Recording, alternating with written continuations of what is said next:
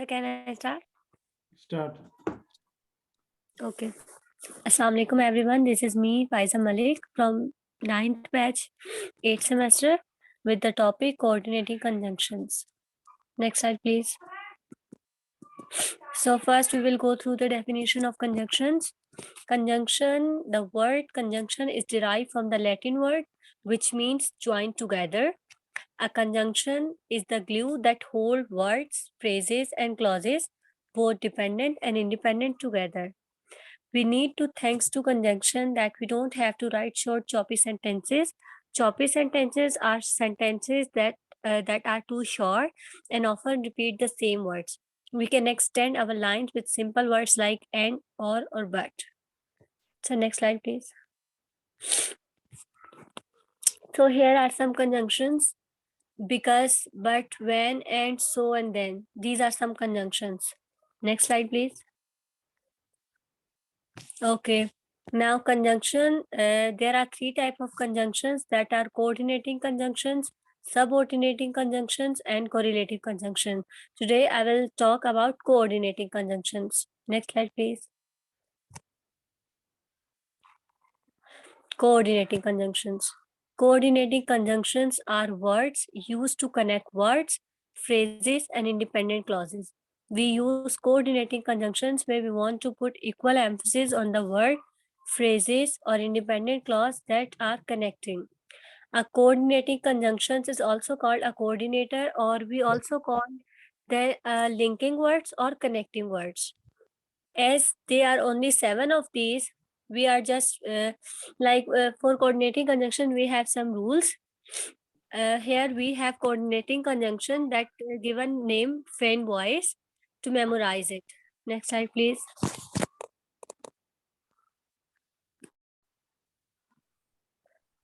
So here are coordinating conjunctions that are friend voice for, and, nor, but, or, yet, and so.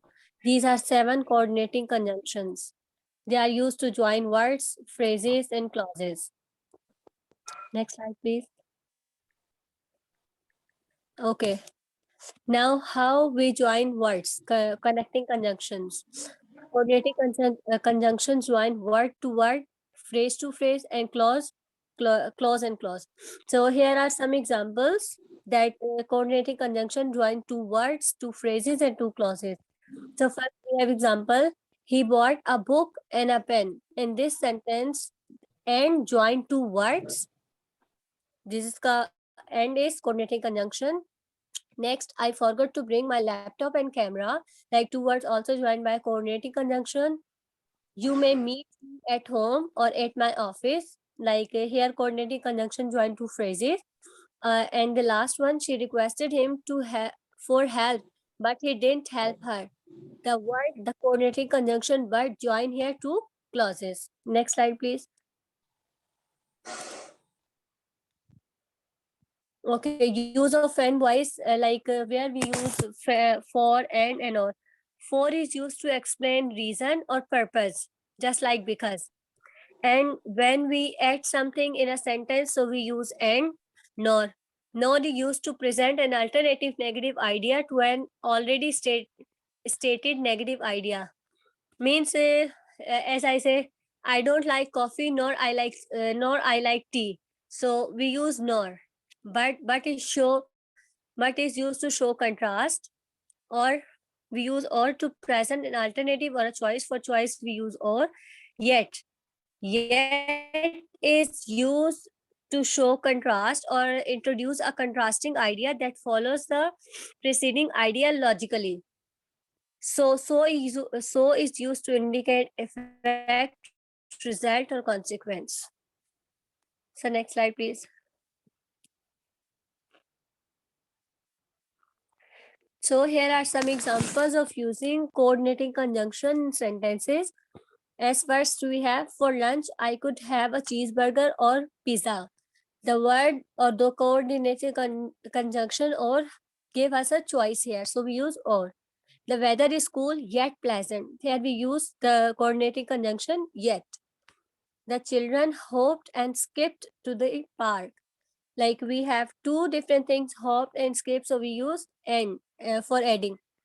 He was nervous for the audition but excited for the possibilities. Here we explain the reason for her nervousness. So we use but. We can drive to the pool or walk to the park. Here again we have choice, so we use or. They were sweet little puppies and playful with kids. Two things, so we use and. The kids got bored, so they went to the park. So these are the example. Here we are using coordinating conjunction. Simple, we can say that when we want to join two sentences, whether they are independent or dependent, when we want to join or together two words, two phrases, two clauses, so we use coordinating conjunctions. They are also called linking words and connecting words. Next slide, please. Yes, sir.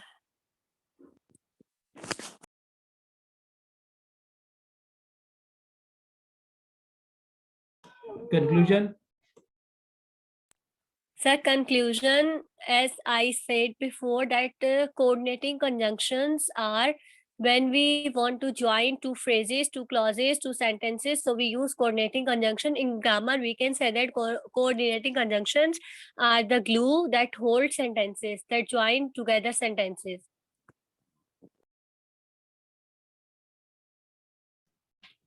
Thank you. Thank you very much. Okay, sir. Thank you.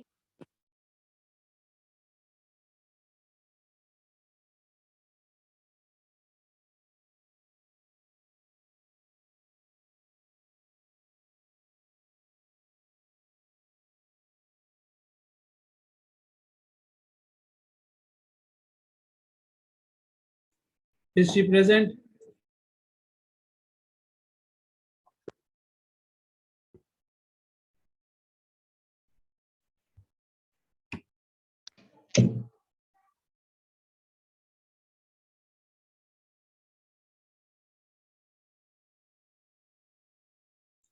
Is she present?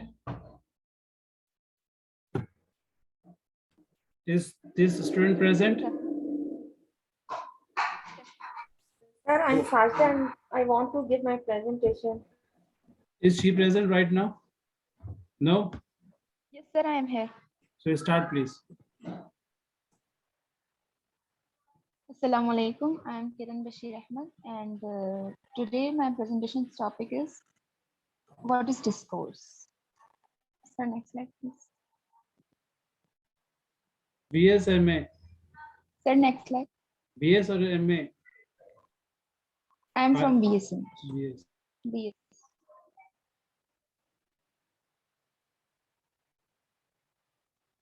So there's the overview of my presentation.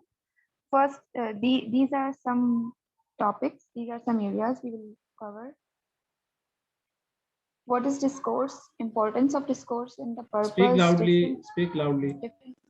Yes, sir. Difference between text and discourse, elements of discourse and types of discourse.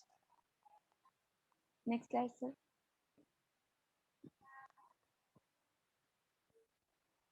So what is discourse? Discourse is a linguistic term, and in this term, it means the conversation, or in Urdu we can say guftugu.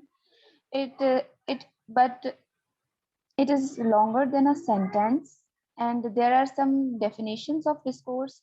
Discourse analysis: any stretch of language, either written or spoken, beyond the level of sentence is called discourse. There are some definitions written here in my slide, but basically discourse is conversation, dialogues. They can be written or they can be spoken, or they can be semantic. Written discourses are in the form of books, newspapers, articles, and spoken discourse are in the form of dialogues, like daily conversation between two people, or in class we speak to teacher, or the teacher speaks to us. This is discourse.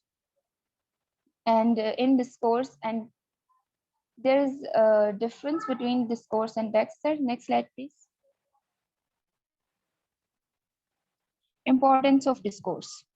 Discourse is conversation, and from the evolution of human race, we have used our languages in the daily life for communication, a productive as a productive force to function in a society where human beings live, reside, to function in any school, to function in any institution, at home.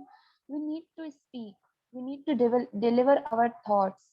We need to deliver that what we need and what others should do for us, or what are the tactics of living in a society. So discourse helps us to do these things. Sir, next slide. Purpose of discourse. The purpose of discourse is here explained by Henry and Tatter. Discourse is the way in which language is used socially to convey broad historical meanings. It is language identified by the social conditions to its use, by who is using it and under what conditions. Language can never be neutral because it bridges our personal and social worlds.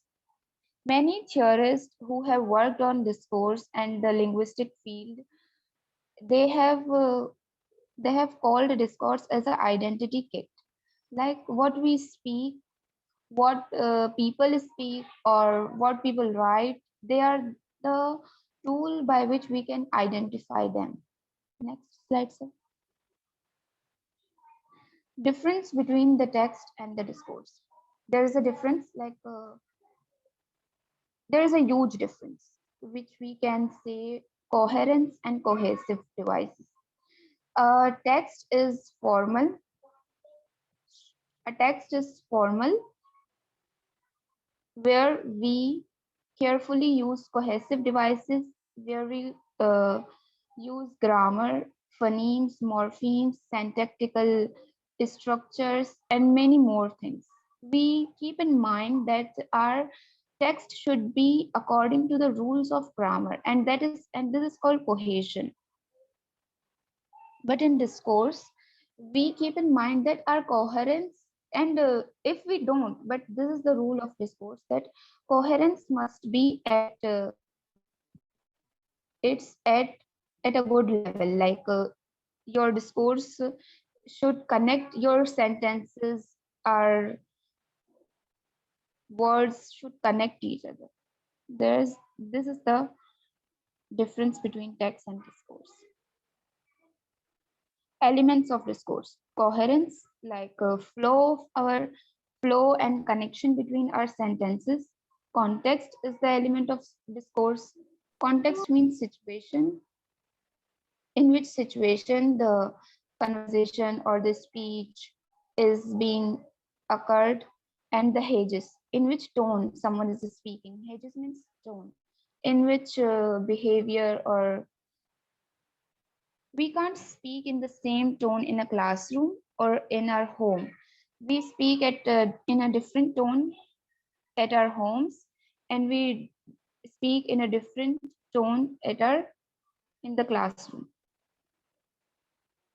Types of discourse, sir, there is a mistake in my slide. Types of discourse, I'm telling you verbally.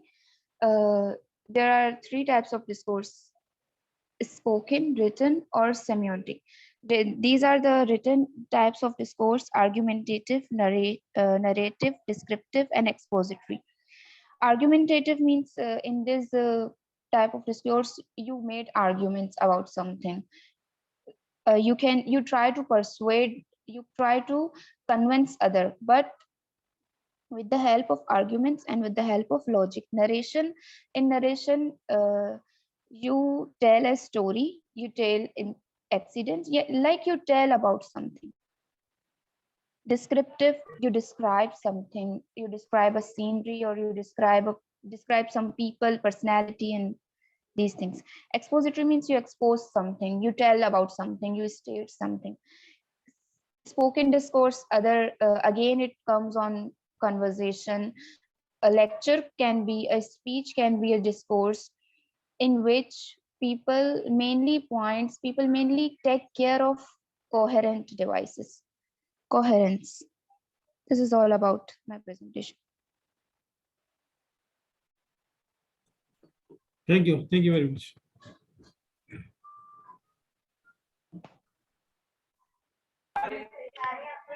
Sir, please took my Name. Kinza Humayun. The 10 दफा तो आपको नाम पुकारा है, लेकिन आप थी नहीं. Now after this Sir. presentation. Yes, sir, हम रास्ते में थे. रास्ते में ठीक है. अभी इस वाली के बाद आपका है. After this, right? Suryakant present. Ji sir, present. Start your presentation. Okay, so my name is Suryakant. My topic is ambiguity from BS English 9th page.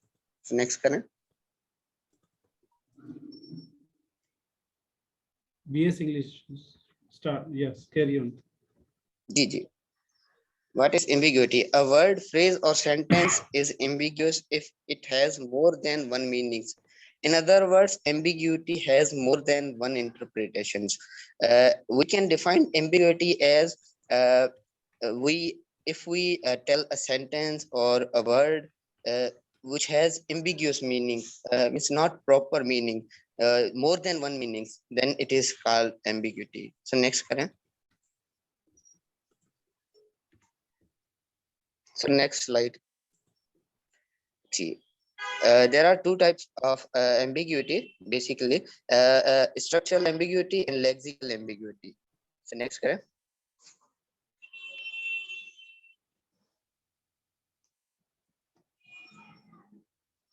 Lexical ambiguity. If a word has more than one interpretation and this same piece of information may be ambiguous in one context and unambiguous in another.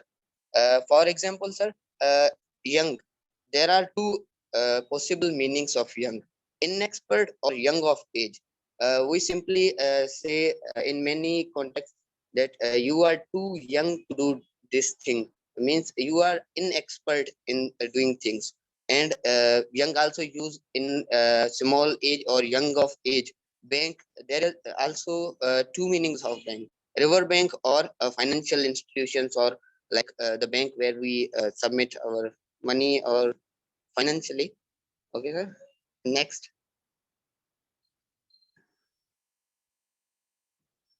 Example, these two examples are written like bank can also be interpreted as a slope slide of a river or financial institution, which I already described it.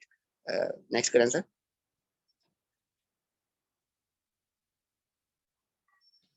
Structural ambiguity. Structural ambiguity refers to the situation in which a sentence may have different meanings because the words of sentence are related to each other in a various ways, even though each word is clear. So next example, I will read examples. Remy bumped into a man with an umbrella. Possible understanding: Remy had a umbrella and he dumped into a man. Remy bumped into a man when he happened to be carrying an umbrella. Okay, sir. Thank you. Any questions?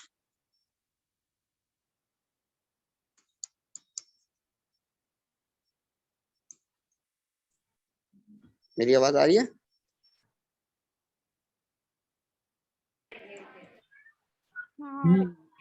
Your top ambiguity. Can you give any example of daily conversation?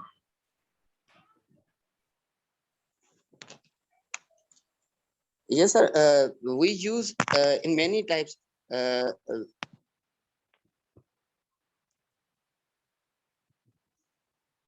Any two examples of lexical and structural ambiguity?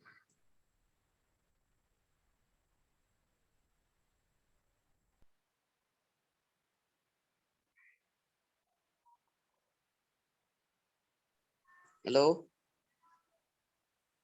Yes, sir, your voice is coming.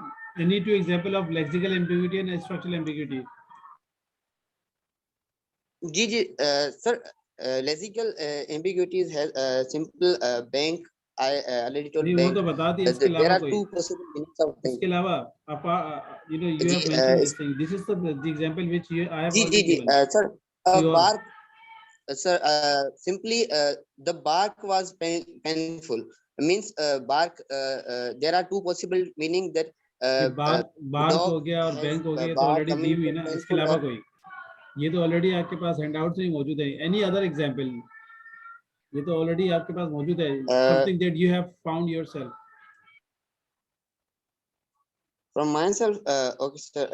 ये तो already आपके पास है ना, मौजूद है. So why are you giving this?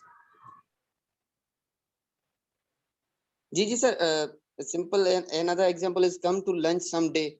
मतलब in this sentence he suggested as he ground down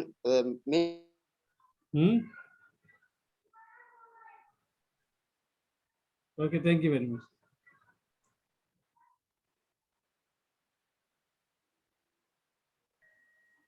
Sir, please take my presentation. I'm Shaista.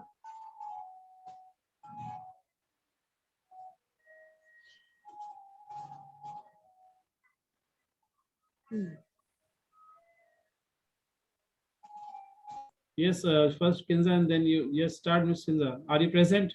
Yes, sir. Yes, Yeah, sir. speak loudly and Assalamu clearly. alaikum. Assalamu alaikum. I am Kinza Humayun from BS English 9th batch 8th semester. My presentation topic is metonymy. So next slide.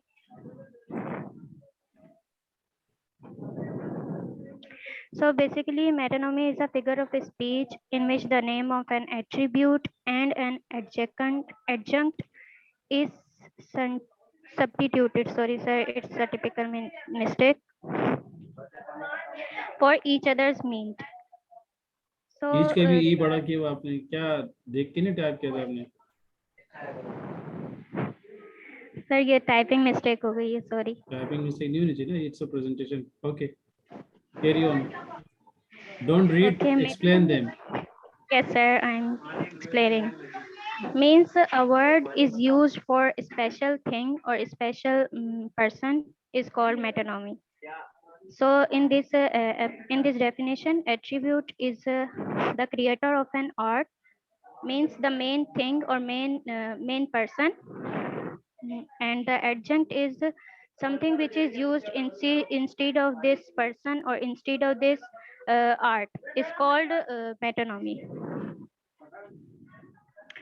Or something that is connected to something larger, means the bigger personality or bigger special thing is related to the to something small or something something short is called metonymy. So next slide. So the concept is it is the figure of speech where we use a word or phrase instead of a biggest thing, as we told previously that a word or anything, any person which is special, but we can use anything or any word for this instead of this special or big thing. Next slide, please. So here I give some examples. Number one. Sorry, sir, for this sure. So first example is using White House for the US president. US president is present or live in White House. If we use White House, that's mean we are presenting or telling about US president. So US president is the one of the special personality, and White House is the adjunct of that attribute. Here the attribute, as I told you, here the attribute is US president and the adjunct is White House. So White House is closely related to US president.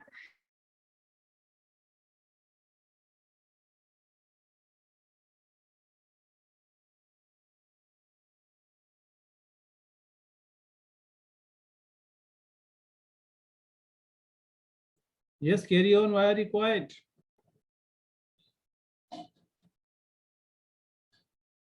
Is my voice coming to you? Yes, sir.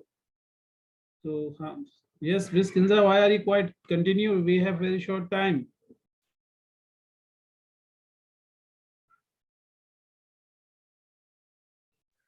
Sir, she is turned off.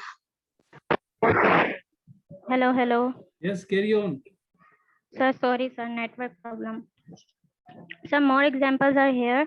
I enjoy reading Shakespeare. Shakespeare doesn't mean I read him. I mean to say his novels or dramas. Second one is please clean all the brasses. Brasses is the thing. Brasses means the things which are made of brass. So we are using brasses for the things which are made of brass. Third one, my friend plays Atif Aslam beautifully. That's not mean he is playing Atif Aslam as an instrument. That's mean my friend is using his songs or music. Fourth one is the novel room. The Oval Room is the source of the Watergate. So here the office of the president is presenting as Oval Room, which is oval in shape.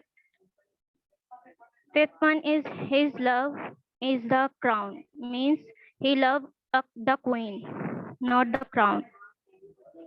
Next, sir. Thank you, sir. That's all about metonymy. So metonymy is basically the word or which is used for the special thing or a special person. Examples are given previously. So that's all about Thank you very much. metonymy. Thank you. Sir, Ikram Tyag. Sir, Sir Sajda. Sir, sir, Abdullah please take my Taj. presentation. Just Sir, wait, please. just wait.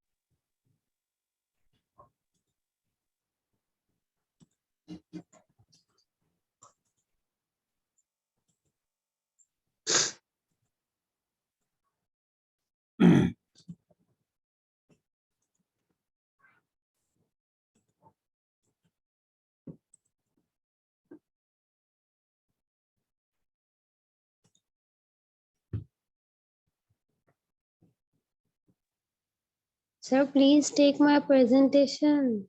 There is Name light. Shaista. Shaista इनके बाद साजन साइजा के बाद आपने भेजी हुई क्या presentation? Yes, sir. Sajida I'm Niaz waiting. after her. Yes, Sajida, are you present? Yes, sir, I'm present. Start, please. Sir, please take my presentation. After this, Shaista, yes. Start, please. Bismillahirrahmanirrahim. I am Sajda Niaz from MA. Today I'm giving my presentation about a paradox. Paradox is a statement that contradicts itself or two ideas that cannot go true. Actually, para means distinct and dox means opinion. So paradox based on difference or contrast opinion. A paradox statement is not completely correct, but however, that statement in the broader sense that is found to be true. At first, it's look unbelievable, absurd, and impossible. But when we examine, it shows that reveal an important truth, and it contains contradictory elements that put together make sense. So please, next slide. Please, sir, change the slide.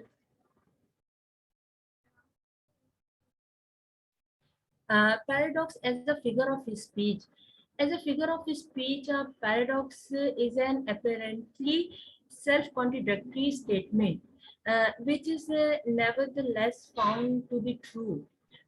For example, listen to the sound of silence.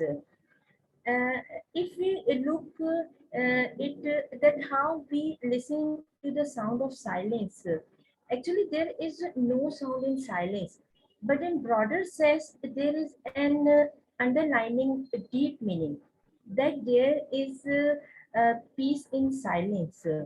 And second example is less is more.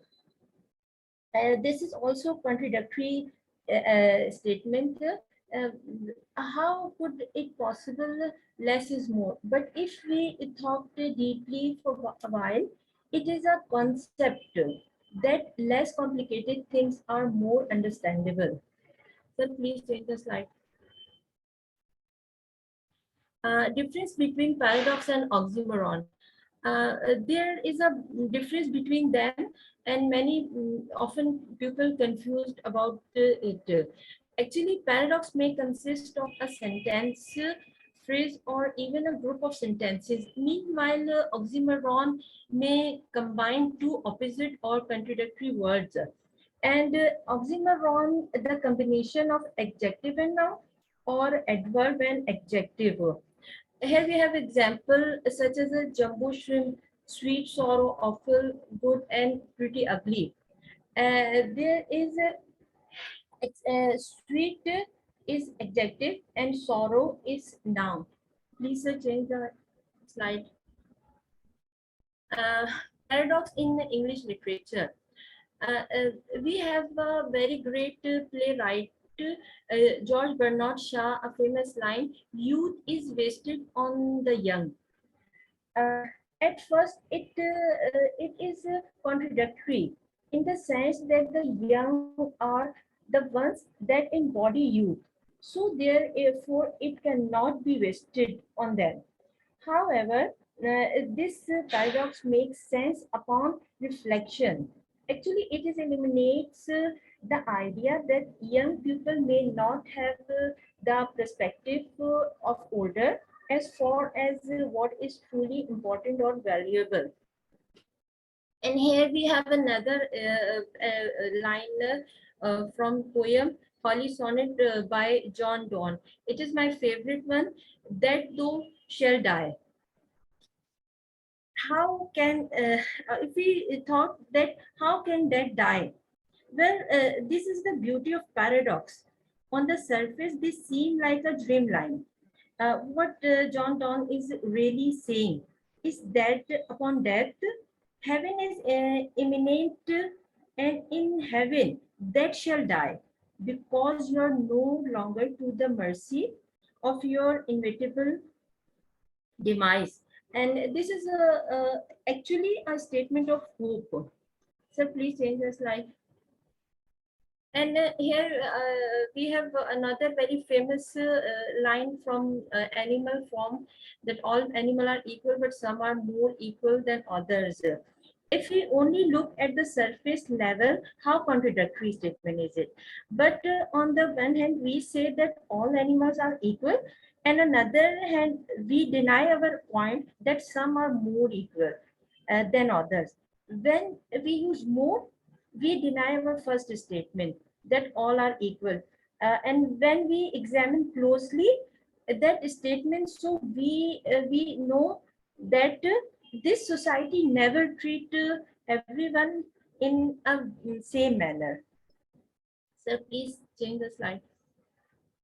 Here we have paradox in Shakespeare. We have some lines from Shakespeare's writing. First, Julius Caesar play. The line is, "Cowards die many times before their death, and violent never tasted of death but once."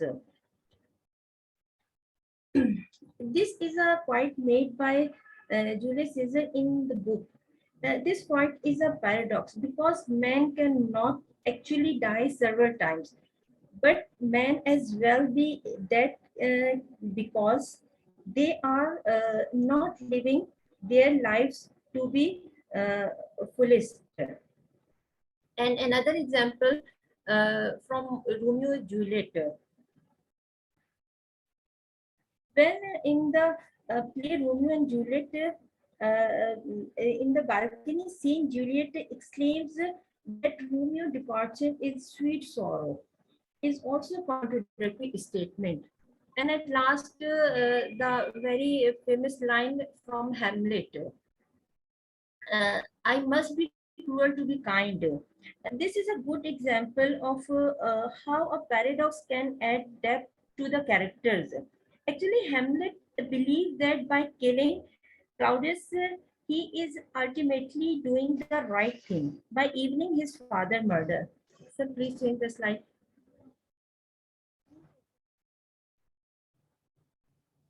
Purpose of paradox in literature.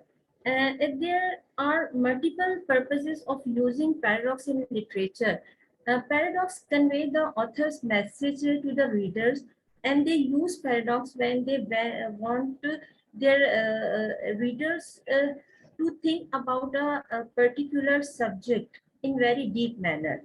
And it engage reader to find out hidden meaning logically. And paradox can be used in prose, drama, novels, and poetry. So please, next slide. Conclusion. Uh, Paradox can serve many different functions in literature, and paradox provide a new key way of thinking, knowing, seeing, and acting. And it also can prove to be very revealing about human nature and the way we speak.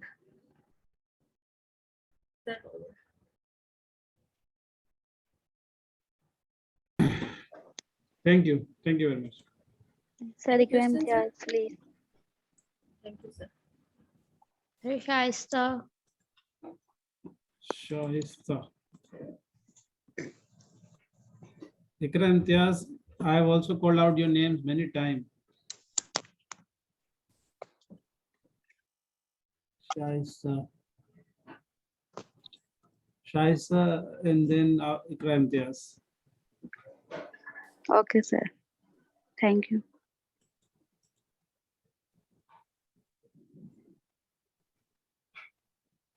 But I have to start another session, so I'm starting. Don't go away. So first Shaista, then Ikra Imtiaz, and then others. Those who have Okay, sir. done, they can leave the session. They are not bound to attend the session, right?